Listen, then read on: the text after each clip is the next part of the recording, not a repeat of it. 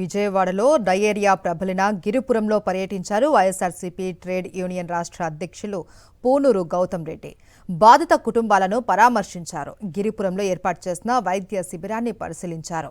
పరీక్షలు, బాధితులకు అందుతున్నటువంటి వైద్య సదుపాయం గురించి అడిగి తెలుసుకున్నారు. ఇంకా కొందరు బాధితులు ప్రైవేట్ ఆసుపత్రుల్లో చికిత్స పొందుతూ ఉన్నారని తెలిపారు గౌతమ్ రెడ్డి. అలాంటి వారికి ప్రభుత్వం ఆర్థిక సాయం అందించాలి అని డిమాండ్ చేశారు.